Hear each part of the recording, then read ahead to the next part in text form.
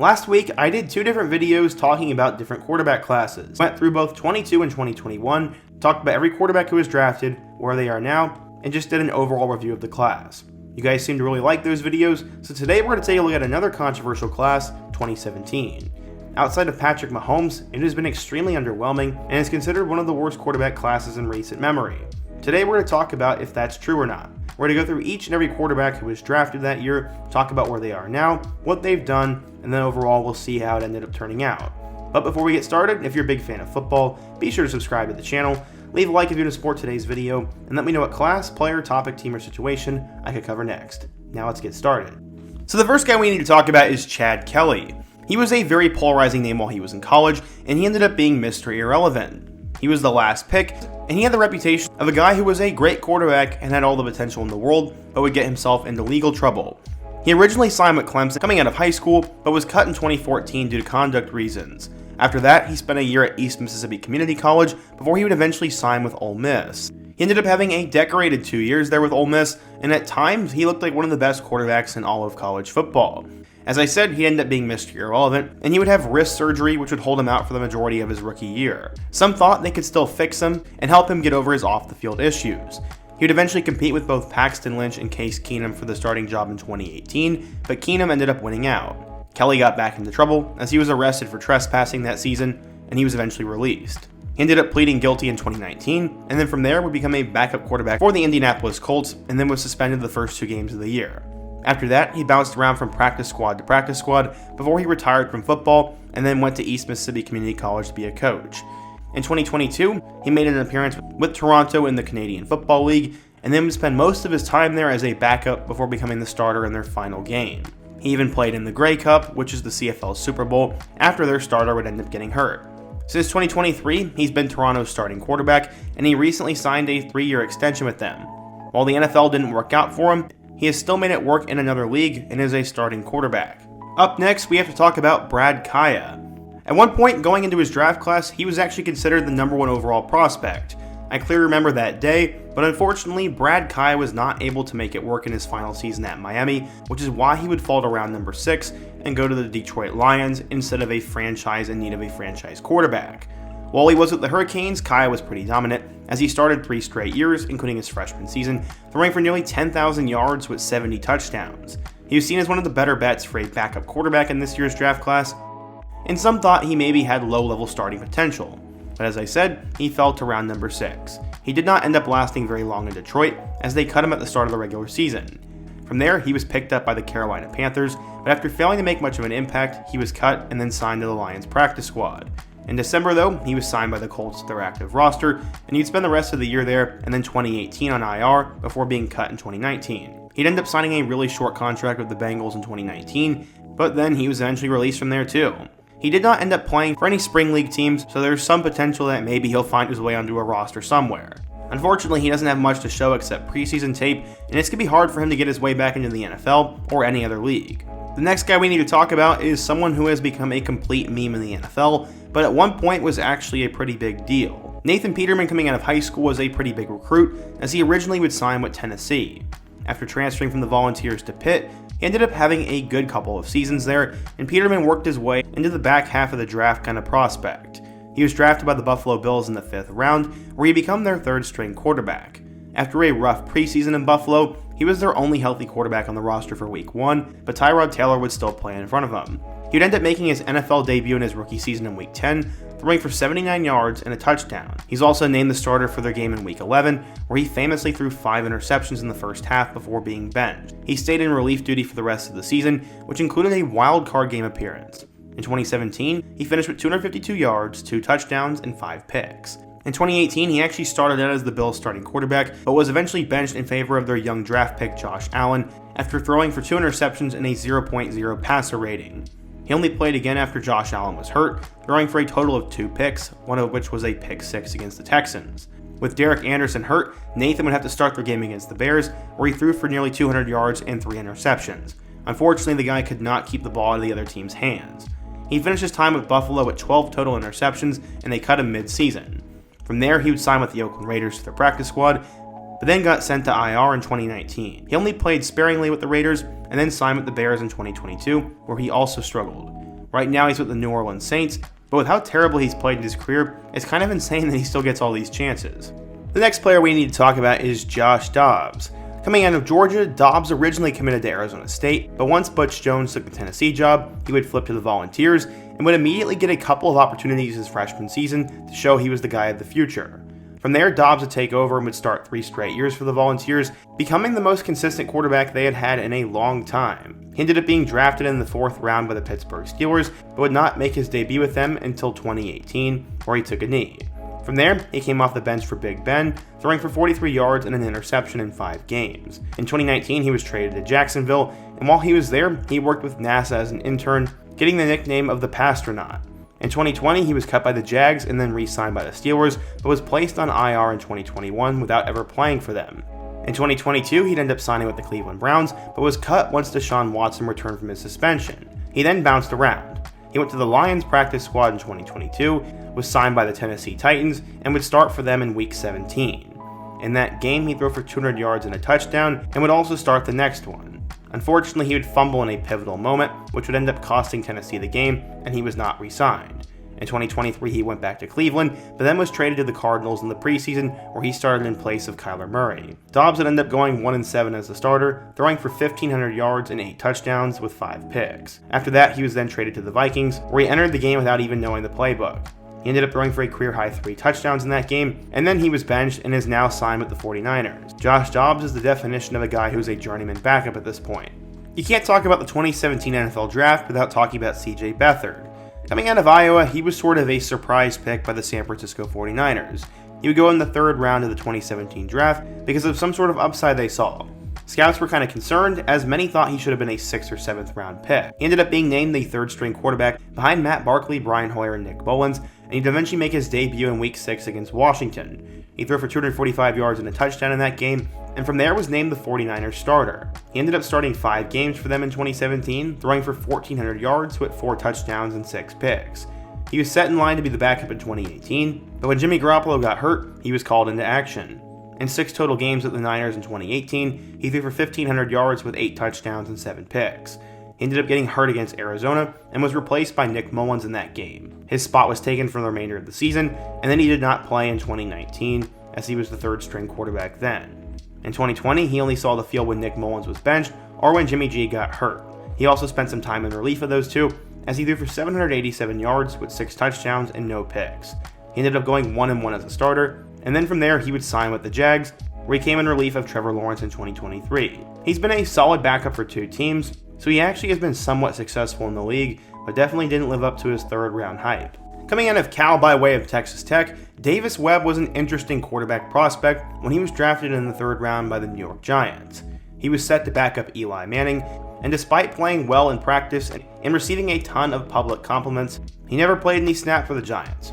He was eventually cut in 2018, and from there went across town to the New York Jets, where he would back up Josh McCown and Sam Darnold. He was cut again after not seeing the field at all in 2019. After signing up with the Jets and the Giants, he signed with the last team in the state of New York, the Buffalo Bills. He ended up being on their practice squad and was eventually elevated to their active roster halfway through the 2020 campaign. But still, he never saw a game and was sent to the practice squad in 2021. He would finally make his NFL debut in 2021 against the Jets, but it was in garbage time and he didn't throw a single pass. In 2022, he would re-sign with the Giants and even played in their Week 18 game when they chose to sit Daniel Jones for the playoffs. In that game, Webb threw for 168 yards and had both a rushing and a passing touchdown. The Giants would lose and they wouldn't re-sign him the next season, and after that, he'd retire from playing. He ended up being signed as the quarterback's coach for the Denver Broncos, so we might see him as an offensive coordinator in the NFL or college ranks one day. I do believe he played in the Cliff Kingsbury system. Coming out of Central Catholic High School in Toledo, Kaiser was a prodigy-like recruit and ended up being listed as the number 10 pro-style quarterback and a top 160 player in his high school class. He would arrive at Notre Dame with a ton of fanfare, but was originally stuck behind both Everett Golson and Malik Zaire. In 2015, he would battle it out with Malik, but would end up being the backup. Luckily for him, Zaire would get hurt in that first game against Texas, and then Kaiser got to take off. He showed how magical he could be in his second game, as against Virginia, he had that insane pass to Will Fuller to give them the lead, and Kaiser became the full-fledged starter for the remainder of the season. In 2015, he threw for 2,800 yards with 21 touchdowns and 10 picks. He had a ridiculous amount of hype going into 2016, and some thought he could play his way into the first round. While Kizer was pretty good in 2016, Notre Dame wasn't. They ended up going 4-8, and that was extremely disappointing. He still finished with 2,900 passing yards, 472 rushing yards, and 34 total touchdowns. He ended up declaring for the 2017 NFL Draft, where some thought he was as good as the second best quarterback prospect in that year's draft. While he would end up falling to the second round, the Browns had taken him with the 52nd overall pick. Unfortunately, he was set out to fail, as he would end up having one of the worst regular seasons in NFL history. In 2017, he threw for 2,800 yards with 11 touchdowns and 22 interceptions, and the Browns finished with an 0-16 record. It was absolutely horrible, and after that, they already gave up on Kizer. He was sent to the Green Bay Packers, where he would end up appearing in 3 games, not throwing for a touchdown and having 2 interceptions. After that, he was released and then was picked up by the Oakland Raiders. He wouldn't end up making it work there, and since then, he went to the Tennessee Titans, where he also didn't appear in a game. Kizer was one of those guys that got absolutely screwed, as he was always a developmental quarterback, and he got thrown into the Wolves and was completely set up to fail. While he is definitely a bust, you cannot necessarily blame the guy. The Browns gave us the perfect example that year of how to destroy a future franchise quarterback. We now get to the next 3 quarterbacks who are all expected to be franchise players, the first of which is Deshaun Watson. Coming out of high school, Deshaun was a 5-star recruit and was a generational quarterback, it seemed. He had all the traits of a proven winner and some guy who could make it to the NFL, as he pretty much started right away after Cole Stout got benched and then helped lead the Clemson Tigers to their first national championship in nearly 30 years. This was enough for Houston to draft him with the 12th overall pick, and Deshaun Watson was getting a ton of NFL hype. He was originally the backup to Tom Savage, but then came into a game against the Jaguars for his first playing time. He ended up throwing for 100 yards and a touchdown, but the Texans still lost. In his first career start against Cincinnati, he threw for 125 yards and also ran for 50 more and a touchdown. In 7 games his rookie year, he threw for 1,700 yards with 19 touchdowns and 8 picks. In 2018, he became the Week 1 starter, and the Texans went 11-5 and made the playoffs. He threw for over 4,000 yards and 28 touchdowns, and even made the Pro Bowl. Unfortunately, the Texans did not go far in the playoffs, and then in 2019, he would do better. He ended up throwing for 26 touchdown passes, and they would eventually lose to the Chiefs in the playoffs. In 2020, he threw for a league-leading 4,800 yards with 33 touchdowns, but the Texans went 4-12. It was time for him to move on, and in 2021, he would request a trade. He didn't play for the entirety of the season, and this was crazy because in 2022, he was investigated for 2021 allegations behind the scenes, which turned out to be true. We all know what happened there, I don't need to mention it. The Texans did eventually trade him to the Cleveland Browns, who would sign him to a 5-year, $230 million deal. Unfortunately for them, he was suspended for 11 games and was also fined by the NFL. When he made his first career start for Cleveland, he played pretty poorly, throwing for 131 yards and an interception. On top of that, he was hurt for most of 2023, and Deshaun Watson has really fallen off hard, and some people even consider him a bust at this point, despite his strong start. The second quarterback off the board was the most controversial at the time, and that was Patrick Mahomes. Right now, he's the best player in the NFL, and could go down as the greatest quarterback to ever play if a few things go his way, but at one point, Patrick Mahomes was just a 3-star recruit, and a guy who went into Cliff Kingsbury's system at Texas Tech as a relative unknown. While he did have a good arm and put up big yardage, he was never really supposed to make it in the NFL. Luckily, he was drafted by the Kansas City Chiefs, which seemed to be the perfect spot as he sat behind Alex Smith and was developed by the staff and especially head coach Andy Reid. Patrick Mahomes would explode his second year in the NFL, as he took the Chiefs to the AFC Championship game in year 1, but they would lose in overtime to the Patriots and Tom Brady. He ended up throwing for 5,000 yards, 50 touchdowns, and only 12 picks. In 2019, despite missing 2 weeks, he still threw for 4,000 yards and 26 touchdowns and won his first Super Bowl. In 2020, he continued throwing for nearly 5,000 yards and 38 scores, and then would once again take the Chiefs to the Super Bowl, but he'd have another loss to Tom Brady. Since then, he's continued to dominate, as he's won MVPs, has now won 2 straight Super Bowls, and is the face of the NFL. He could be the best quarterback to ever play, as I said, and it's crazy because no one really expected this guy to do much, and he was always the biggest boom or bust prospect. It's safe to say he would boom, and every team in the league regrets not drafting him. The last guy we need to talk about is Mitchel Trubisky. Coming out of high school, Trubisky was a pretty big-time recruit, and most of that was based on his future potential. He eventually would take over as the starter in 2015, and had a decent career at North Carolina. I'm still not sure where all the ridiculous hype for him came, but it did look like he could be a quarterback who could translate at the next level, and that his future was on Sundays and not on Saturdays. He's definitely been one of the more interesting quarterbacks in this year's class, as the Bears eventually fell in love with him and traded from 3rd to 2nd to draft him in 2017. He He had a solid first preseason with the Bears and ended up being the team's backup for the first 4 weeks of the season. He ended up being named the starter for Week 5 and then went 12 of 25 for 128 yards and a touchdown. That was in his first career start, and from there, he would continue to struggle for the rest of the season, finishing 2017 with 2,100 yards, 7 touchdowns, and 7 picks. His best season in Chicago was the following season, as he threw for just over 3,000 yards with 24 scores and 12 picks. He took the Bears to the wildcard round and was even invited to the Pro Bowl. Sadly though, it was all downhill from there. In 2019, he threw for 17 touchdowns and 10 picks, and in his final season in Chicago in 2020, he threw for just over 2,000. By this point, it was clear that Mitchell was a bust, and the Bears didn't even pick up his fifth-year option.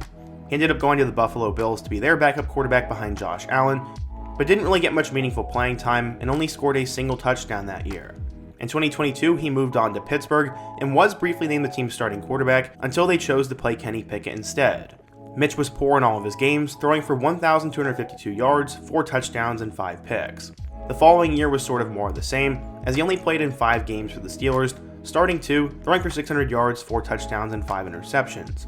In total, Mitchell isn't the worst quarterback in the NFL, but he definitely is not a high-tier starter, and someone you'd expect at the second overall pick. What hurts me even more is that he was the guy taken before Watson and Mahomes, and while Trubisky is definitely a bust, there have been a lot more players who have had worse careers than him at that number 2 overall spot. So yeah, today we revisited the 2017 quarterback class, and there are a lot of guys who are disappointing, and one guy who could be the greatest to ever play. It's definitely been an interesting class, but what do you guys think? What do you think of the 2017 quarterback class? Who is the biggest bust from this list? And what year or position group should I take a look at next? You guys seem to really like these videos, so I'm going to continue doing them for a while. Before you go, don't forget to also subscribe if you love college football, leave a like, and check out all my other videos on the end screen, including my feature on the 2022 class. I hope to see you guys again soon, but until next time, peace.